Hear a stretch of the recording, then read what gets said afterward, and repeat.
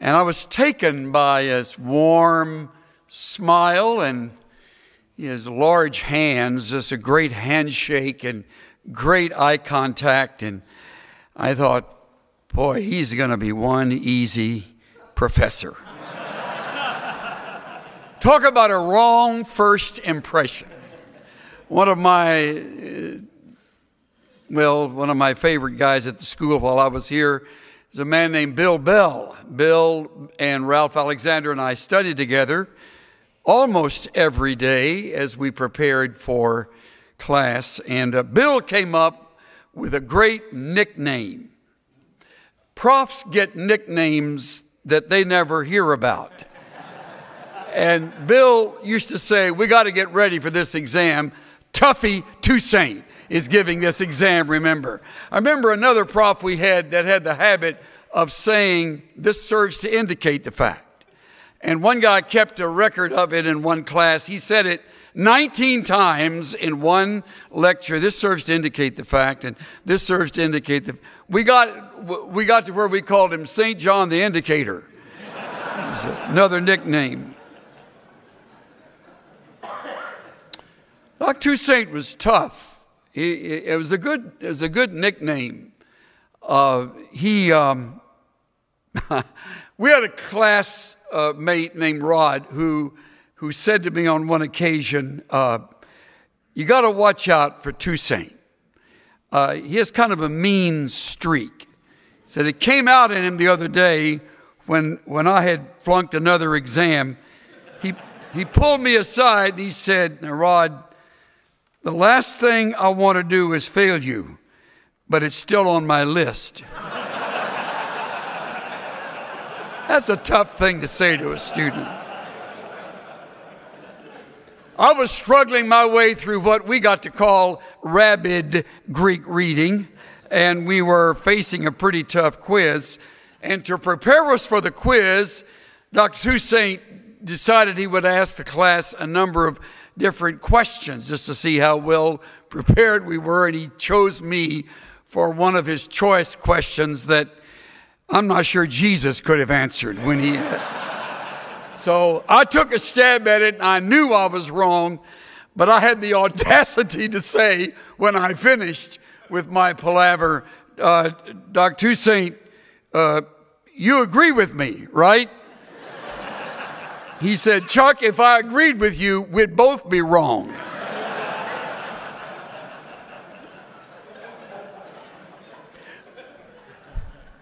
What you don't know is after I graduated and after Stan had been here for a while at the school, he and I were both involved in the ministry at Grace Bible Church. Back when Dr. Pentecost was the pastor, and I served alongside him and Dr. Toussaint, I sort of, emptied their trash. And it got to where I would say, some people's trash is other people's treasure. I would go through the trash and pick up all kinds of things that I would use later on. Anyway, I had an old Marine Corps buddy that had come into town. He's a pretty crusty guy. And he had really lived with some guilt over the way he had been spending his life. And he said, now, I need a little help. He had called on the phone to talk to somebody, and he got me on the phone, and he said, hey, I just want to find out about who leads that church over there. He said, who's the pastor? And I said, it's a man named Pentecost. He goes, whoa, Pentecost. Isn't that kind of where they went wild in the Bible? I said, well, you could say that if you like. And he said, I was there Sunday night. Who was that guy up front waving his arms with all the songs? And I said, well, his name is Toussaint. Two saints? He's named after two saints? And I said, yep, that's a way to put it. And he said, what's your name? I gave it to him. He said, oh, man, that is one weird place. You got Pentecost as a preacher, guy named after two saints as a song leader, and Swindoll working in the background. Then he had a few comments I won't share today about it. Now let me get serious. I've loved and admired this man since we first met. He taught me to love Greek, and he taught me not to be intimidated by it. He doesn't know it, but he has modeled a style of expository preaching that I have copied in many ways. And if you hear enough of him, you will hear some of that coming out in me. And I have him to thank for that. One of the very best classes I ever took was 2 Corinthians, which I've told him about many times. It was back in the days when classes were smaller. In fact, believe it or not, there were 7 in that elective course. And counting Dr. Toussaint, there were 8 of us that sat around the table. And it was sort of like being mentored every time we met for class. And I still have the notes from that class. And every once in a while, I will pull them out and smile as I look through them. And here and there, I see things that remind me of Dr. Toussaint. He had some of the funniest lines. He taught me how to remember the Greek word for seal. And I've told him about this. Sphragidzo. He said, think of the seal coming out of the water going, sphragidzo, sphragidzo. So I never will forget the word for seal. He taught me the word for the inside of our body, splachna. He said, think of throwing up, splachna, splachna. So every time I go to the innards, I think of splachna. You had a marvelous impression on me, Dr. Toussaint. I want you to know that.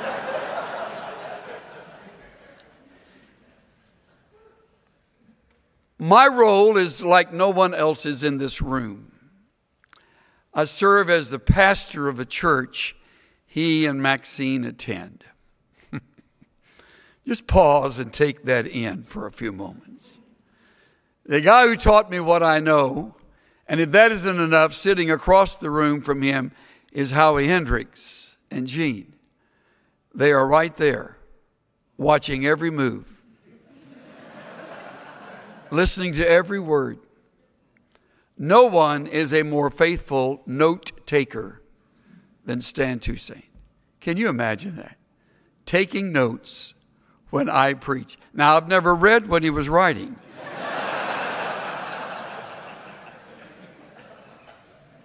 His kindness and his encouragement have meant more than I can put into words. I used to think it would be intimidating to preach in a church where he and Dr. Hendricks were members. It's not intimidating. On the contrary, it's very affirming.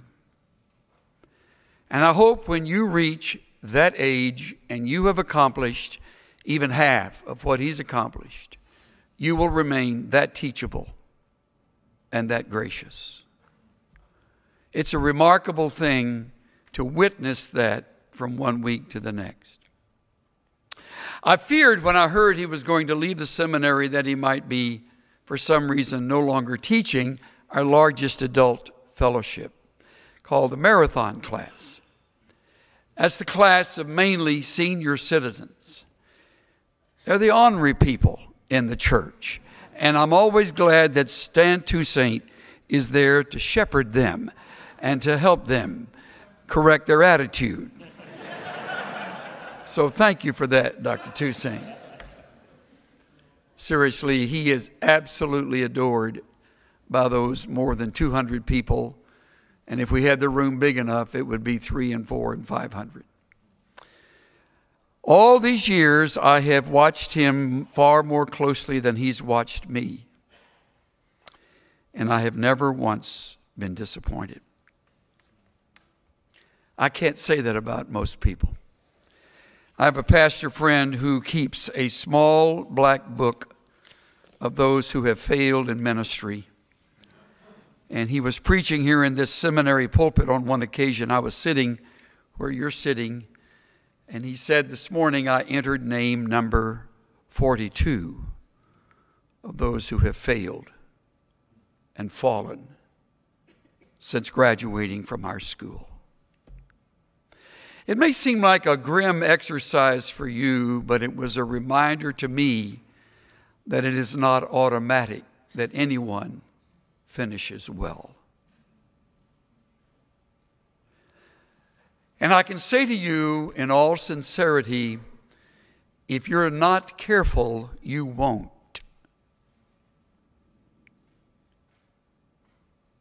However, if you heed this warning and follow this example of a man we all love and admire, you will finish well. And when you will look back on your life with very few regrets. Can you imagine how fulfilling it must be for this man as he lays aside his courses and his classes and the daily responsibilities, and alongside Maxine, the love of his life all these years, be able to reflect on these 50 and more years at this school, not counting the years at previous schools. My gosh, how old are you? That's long. It's occurred to me. I must be 120. That's right.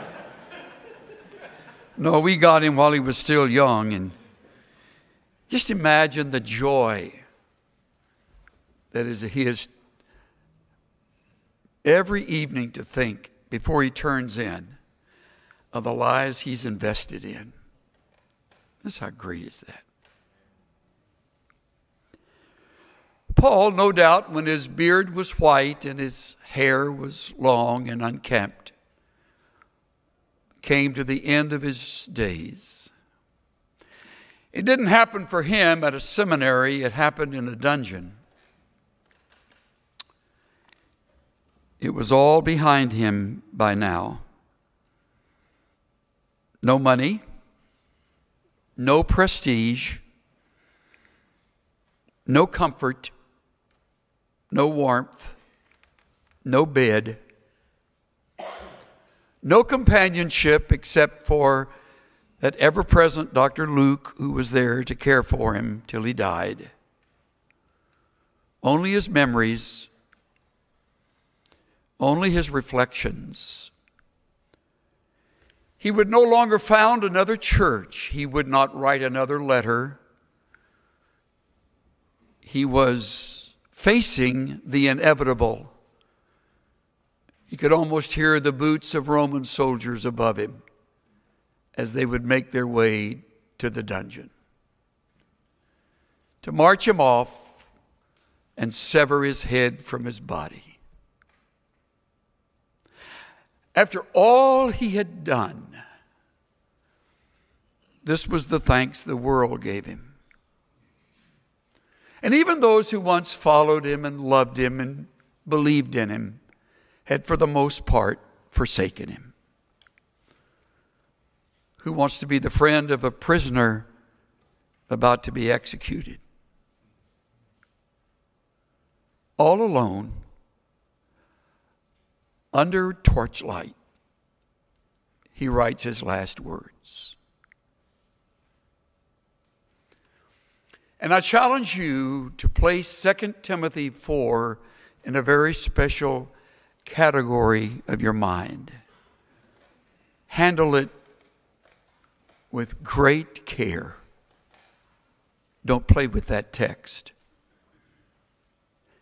Let it say what it says, and let yourself feel what he must have felt when he wrote, verse 6, I am already being poured out as a drink offering, and the time of my departure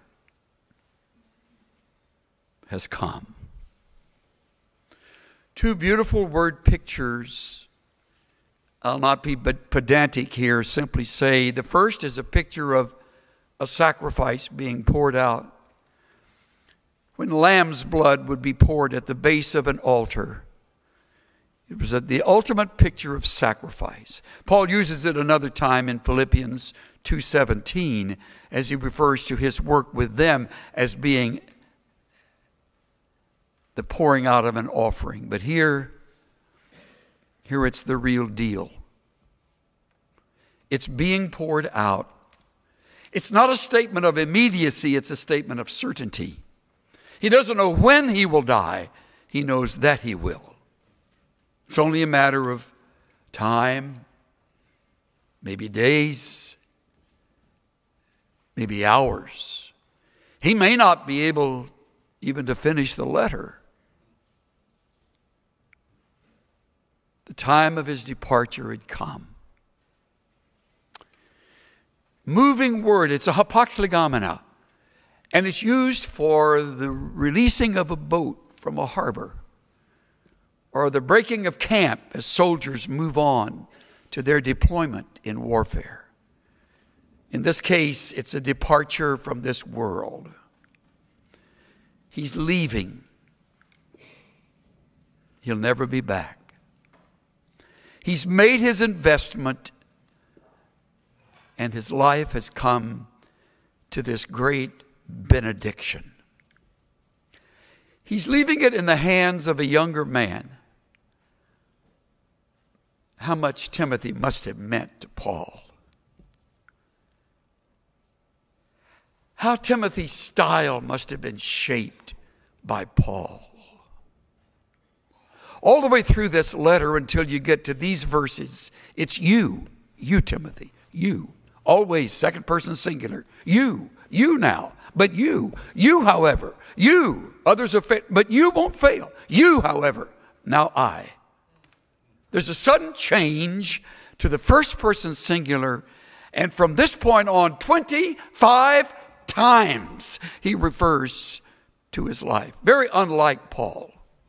Not to call attention to himself, but to prompt Timothy to take the torch and run with it.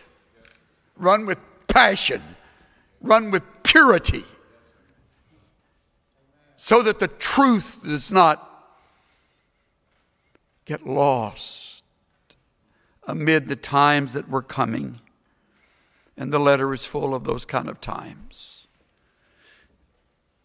With that, Paul turns to three statements that are sort of like staccato notes on the score. Look at it. The good fight I have fought. The course I have finished. The faith I have kept. Each of them perfect tense. An accomplished fact. Each time it's the event that precedes the action. In fact, there's a play on words. The agony I've agonized. No one else quite like Paul agonized. I mean, can you think of the times of suffering our friend Stan Toussaint has gone through over these years of ministry? He will never tell you. But if you know anything about ministry, you know that many years. The insults he's received. The way he has been treated by some. The words of parishioners that were said that were thoughtless and sometimes even hateful. No one this godly can live without those who hate him. Never forget that. And yet there's no bitterness here. There's no rancor. There is no regret. There's no complaint. It's a good fight. It's a good fight. Every once in a while, I like pulling out the Message and reading it from Eugene Peterson, 2 Timothy 11. I've worked much harder, been jailed more often, beaten up more times than I can count, wrote Paul. I've been at death's door time after time. I've been flogged 5 times with the Jews, 39 lashes. Stop. Imagine that. I've never been flogged once. 5 times I endured 39 lashes. beaten by Roman rods 3 times, pummeled with rocks once and left for dead, shipwrecked 3 times and immersed in the open sea a night and a day. Think of that.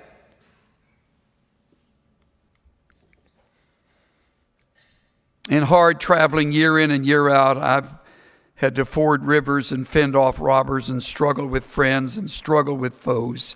I've been at risk in the city, at risk in the country, endangered by desert sun and sea storm, and betrayed by those I thought were my brothers. I've known drudgery and hard labor and many a long and lonely night without sleep, many a missed meal, blasted by the cold, naked to the weather. Wow. The good fight I have fought. Don't lick your wounds when you get to this age in the ministry. It's a good fight. It's worth every moment of unrewarded labor, unappreciated messages. It's worth it all. This is his memory. I can tell you without even asking. Finish the course. It's an athletic term, you know that. I haven't simply run it, I finished it. So many get started. So many run for a while. So many have great dreams. So few finish well, really noble, really exemplary lives. There's one. Don't ever forget him. It can be done. Finish the course. You're getting just the rules these days. You're getting just you're learning where the edges are. You're learning a little of the course. You know so little of what's in front of you. That's okay. Probably best you don't know. But you're going to run it. And in the middle of running it, when Dallas Seminary is a 20 and 30 year memory and 40 and 50 year memory, keep running it. Keep running it. Don't slow down. Stay at it. Stay at it. So important that you live like that.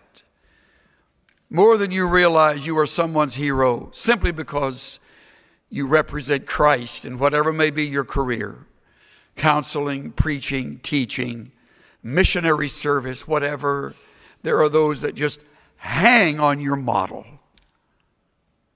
Thankfully, we don't think about that much, but they are there. This faith I have kept. Isn't that wonderful? There's argument over whether it is the body of truth, the faith, or it's his own faith. I think both of them work. The body of truth I've remained faithful to. And if you don't remain faithful to it, who will? You have an enormous responsibility just by studying here. Bear it well. Hold the torch high. Preach his word when they want to hear it and when they don't want to hear it. When they love you for it, when they walk out on you. I often think services aren't really complete till a few folks have walked out. Let them walk out. I don't care. Why would I care?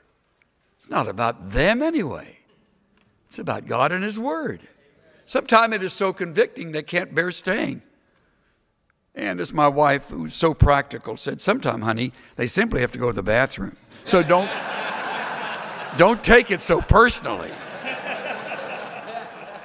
Wives are great sources of truth. I've kept the faith, and there's laid up for me a crown of righteousness.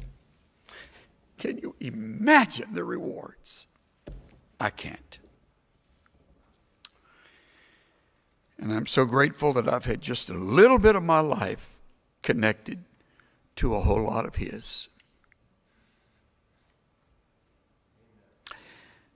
I'm so glad I don't end my life like the man that wrote this simple poem. Across the fields of yesterday, he sometimes comes to me, a little lad just back from play, the lad I used to be. And yet he smiles so wistfully once he's crept within. I wonder if he hoped to see the man I might have been. Oh. God, don't let us end our lives like that. Don't end yours like that.